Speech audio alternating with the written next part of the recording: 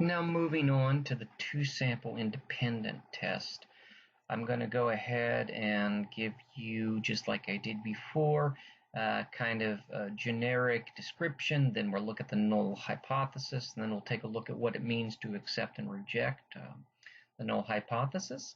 So let's go ahead. The two-sample independent t-test, unlike the one-sample t-test, does this.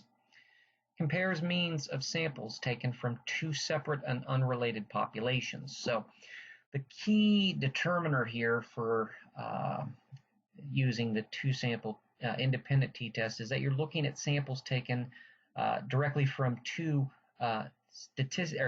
characteristically distinct or non-homogeneous groups. So you're looking at two populations that you can distinguish. You should be able to distinguish, yes, this population is characteristically different from this other one in some a significant way. You're taking samples, or at least one sample from each population and comparing those samples. So that's how it kind of can be, I think, illustrated to you. Take a look at this. The null hypothesis reads, there is no significant difference between the mean of population 1 sample and the mean of population 2 sample. Okay, so again, we're back to that same language again. There is no significant difference. Okay, that seems to be the key touchstone distinction between when we're talking about chi-square and now we're talking about t-test. The one thing that all t-tests share is that they're talking about differences or lack thereof between samples, or in this particular case, we're talking about two groups. And these two groups are samples from two populations.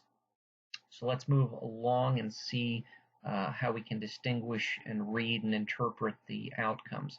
Okay, if we reject the null hypothesis, then a significant difference exists between the mean of population 1 sample and the mean of population 2 sample. They are different. So we are finding that the samples we took are not the same, they are different. That's what happens when we reject the null hypothesis.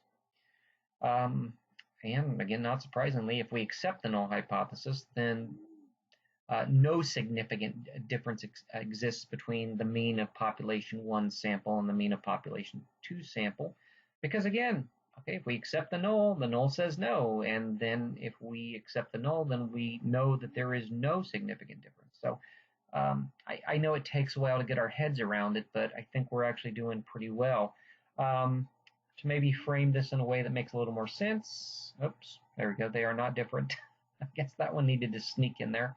All right, fun with PowerPoints. Okay, taking a look at the next one, example of two-sample independent t-test. Let me give you an example here. A researcher would like to learn if there is a statistically significant difference between the rates of incarceration between African American and Caucasian juveniles. She takes a sample from both populations and compares their means for a significant difference. Okay, well, that sounds to me like a two-sample independent t-test. Why? Because we have two specific distinct populations, African American juveniles and Caucasian juveniles, okay?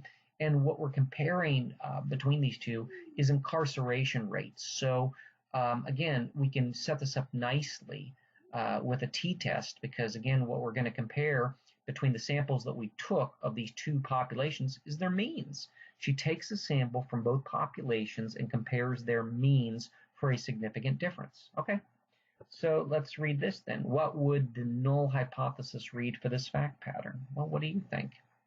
I can prompt you. There is no significant difference between the sample of incarcerated African American juveniles and the sample mean of Caucasian juveniles. And frankly, bottom line is there's been many studies done on this, and I think there is a difference.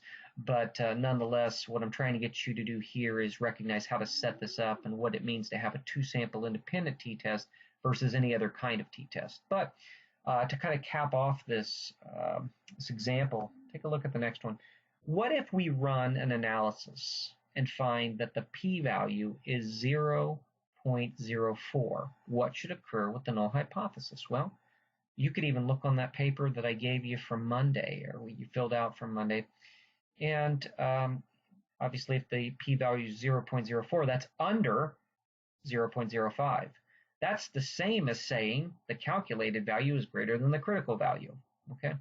In other words, you will never have a scenario where the p-value is under 0.05 and the critical value is somehow greater than the calculated value. That just will not happen because they are both answering the same question and they need to be consistent. So you can't have, again, a calculated value being greater than a critical and a p-value being larger than 0.5. It's just not going to work, okay? And the opposite is also true. So hopefully that made a little bit of sense. And if not, you can, as my son would say, watch it again. Okay. Anyway, we'll continue to work that. You don't have to just watch it again. We'll do other examples, so don't be afraid. You just have to keep playing the same video over and over. All right, let's go ahead and move on to the next one. Okay, everybody, and now on to the two-sample dependent t-test. I'm going to go ahead and tell you in a brief general way what this one does, and you probably can extrapolate already from what we've covered so far what this one's going to look like, but nonetheless, here we go. The two-sample dependent t-test compares the means of two samples taken from the same population. Unlike the samples for the independent t-test, these samples are related and often paired.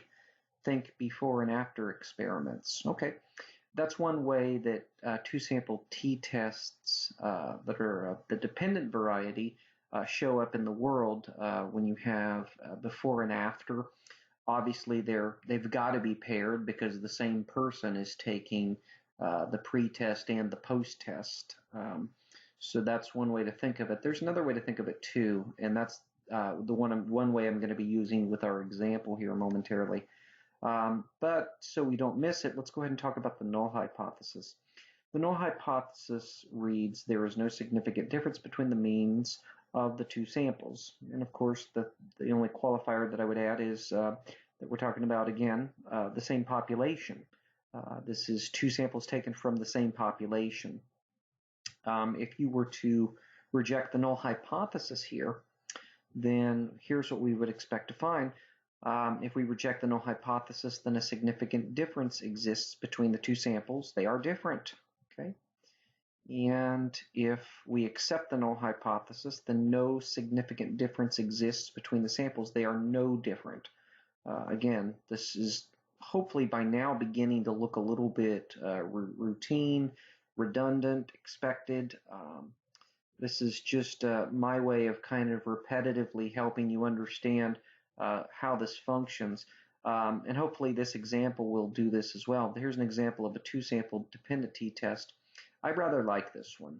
An educational social worker wants to know if a significant difference between delivery of education content in person and content delivered online exists. So we want to know if there's any significant difference between basically the same information being delivered in person versus online, which is actually kind of a fitting example given the circumstances nowadays. But nonetheless, take a look at this. To test this, they randomly assign the same number of BSW students into either an online statistics course and an in-person class. At the end of the course, the means of students' grades are compared. So notice that the population here is the same pool of volunteers, participants. It's BSW students. So in that way, we're not really distinguishing between two populations the way we did in the previous example, where we had, for example, the Caucasian and African American juveniles. We would say that we were looking at two distinct populations there, but here it's the same population. We're just saying BSW students in general. And even though they may be highly diverse, for purposes of doing this study, we're not distinguishing between the population. Instead, we're taking two samples from the population, and the treatment of the samples is what's different here. We have, on the one hand, a certain number of students are getting the content delivered in person, and then the same number of students are getting the content delivered online, and we're comparing the means specifically of grades between the two populations. So what would the null hypothesis read for this fact pattern? Well, just as before, there is no difference between the mean of the students receiving the content delivery in person versus the mean of the students receiving the content delivery online. And now there's probably going to be some difference between their grade point average or their grades, depending on the delivery, but you really don't know whether or not it's statistically significant until you've run the full 2-sample dependent t-test. Now, just to make this more interesting, I went ahead and put this in there. What if we run an analysis and find that the p-value is 0.025? What should occur with the null hypothesis? And again, just another example that I'm giving you to experiment and also to test your knowledge and understanding of how this p-value works. Well, as I've stated before in the previous 2 examples, when a p-value is under 0.05, you're going to reject it. And when it is above 0.05, you're going to accept it. So clearly here we have it set up nicely. We have the 2 groups that we're comparing them that are from the same population, in this case BSW students. Okay, we've fleshed out what the null hypothesis would read, and then if I insert this one fact about how the p-value is 0.025, and then I ask what should be done with the null hypothesis, well, you know that if it's lower or less than 0.05, that we're going to reject it. So again, I would invite you at this moment to make sure that you glance at the sheet from the last class, which again incorporated null hypotheses, calculated versus critical values, and the p-values and what it all means. And again, just to make a fine point finer, when we're talking about rejecting the null hypothesis, we will reject the null hypothesis when the calculated value is greater than the critical, or when the p-value is 0.05 or less. By contrast, we will accept the null hypothesis when either the critical value is greater than the calculated, or when the p-value is greater than 0.05. So I know it's a lot to kind of keep all together, but that's why I made that chart for you. So I'm going to invite you to do a couple of things as we kind of conclude this portion of our lecture. I'm going to say watch out for the quiz at the end of this. Sometimes it appears after the screen's gone dark and all the other stuff's been done. I'm going to give it a little bit of a space between now and the time I shut off the video to see if it makes a difference for you to be able to notice the take the quiz button, which, by the way, you're going to have to see the bottom right-hand side of your screen. Some students have said, well, I missed it, I couldn't find it. And you may have missed it altogether. It's at the bottom right-hand side of the screen. And so I'm going to give myself some space to do that momentarily. In other words, I'll just let everything stay the way it is, and then I'll make sure that you hopefully can see it. The other thing I wanted to say is I'm going to try something new starting this week. I'm going to go ahead and put up since we're not taking the full hour here that we usually have class, well, 50 minutes anyway, I'm going to put a discussion question up for our class. And what I'm going to ask you in the discussion question is just to try to determine, based on everything I've taught you so far in the last 2 lectures, in the fact pattern, if you can determine what exactly the t-test is that would be appropriate for the fact pattern, and perhaps what the null hypothesis would sound like.